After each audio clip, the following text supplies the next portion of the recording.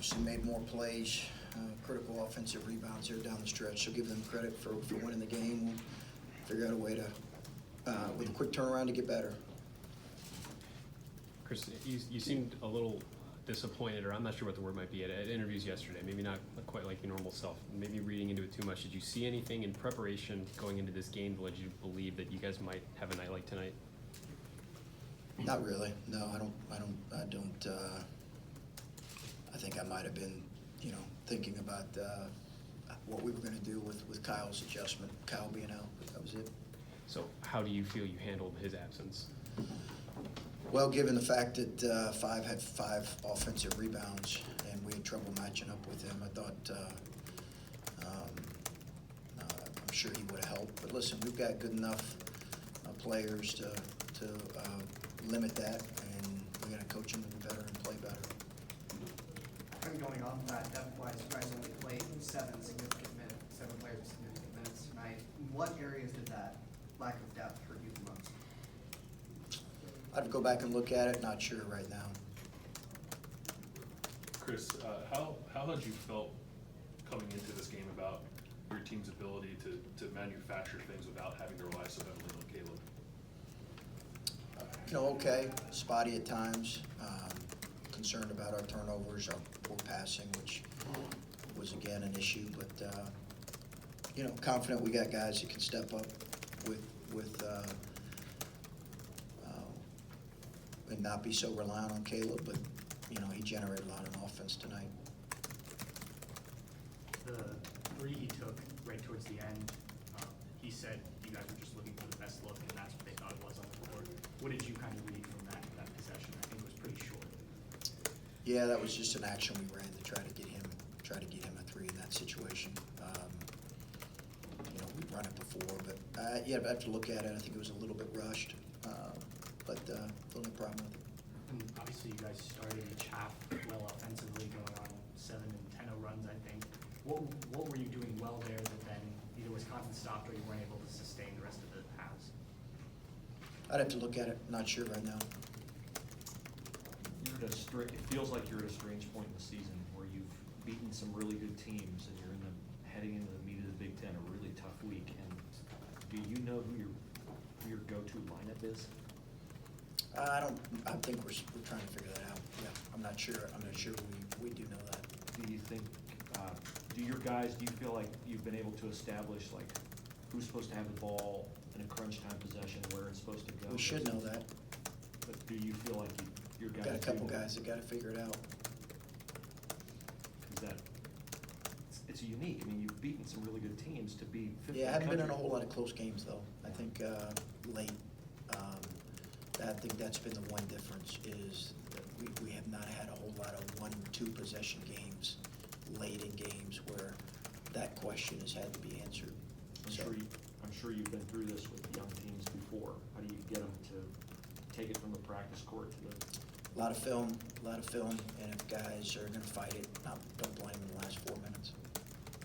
Chris, obviously you're extremely distressed. I mean, how frustrating is it to kind of, to Pat's point, the way you started the game, the way you ended, the game, as well as the first half, you start hot, and down the stretch, your guys, seem to kind of fall off a little bit. When something like this happens in a game like this, it's now kind of happened 2 games in a row. I mean, how frustrated are you feeling right now in these back-to-back games? Well, 2 good teams, league play.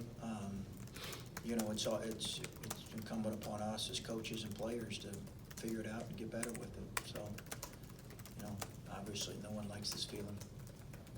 What did you learn from last year about sort of not letting this lead to what happened last January, just loss upon loss? This is 2 in a row, and you've been through this before, and I imagine you probably learned something from last year. Yeah, we'll see. I don't really right now look at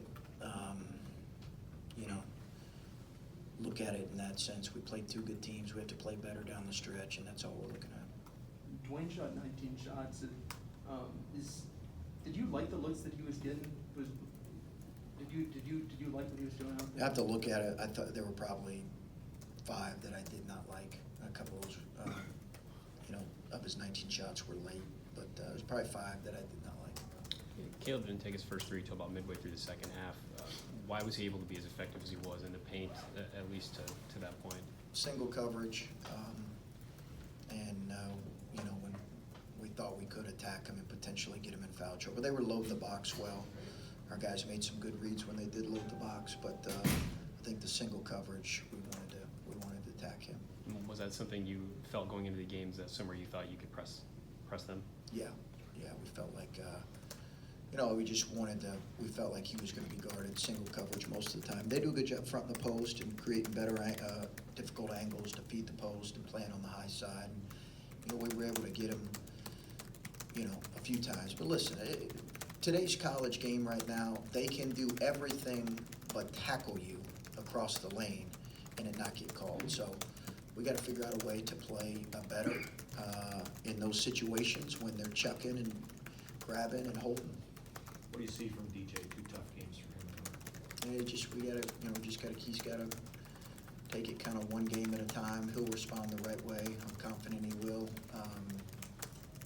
Freshmen go through some of these struggles. We gotta help them through it. So an opportunity for EJ tonight. Did you feel like he was not comfortable with his role, or just one of those nights? Just, I thought he needs to play more physical. I was just looking at some of the stats, and teams aren't forcing a lot of turnovers, but you guys are still kind of racking them up a little bit. What's the conversation with a lot of these unforced errors and these unforced turnovers that are happening? Guys have to play to their strengths more than what they're doing. Is it possible you could have Kyle back for Tuesday? Not sure right now. It's game to game, but I'm not sure.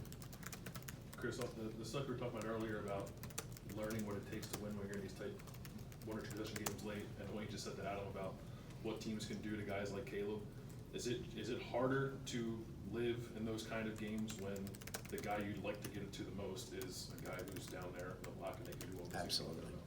Yeah, without question. So The way the game is played today and called today, absolutely. It's why the NBA's completely run away from it. But listen, we got to still. He's our best player. We got to find the way to get him the ball in those situations later. But is it harder in today's game? Absolutely. Absolutely. We just need other guys to respond. I thought some guys made some decent reads. We just didn't finish plays. You made the point earlier that you'd won some headline games, but they weren't close. I wonder, going into the West Virginia game, did you and your staff, did you have this concern? Did you wonder, do you feel like you'd answered those questions before? Does this week kind of catch you a bit by surprise in that regard? No, not by surprise, but I think we were wondering how we'd respond in close games, because we hadn't been in many. So, yeah, I think that was a definite question, What were your expectations compared to what you've gotten? Would you classify yourself as somewhere between extremely surprised or not that surprised? No, I don't know that I would say surprise would be accurate. I would say, disappointed and challenged at the same time.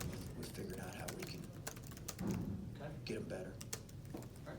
Thank you. Thanks, Chris.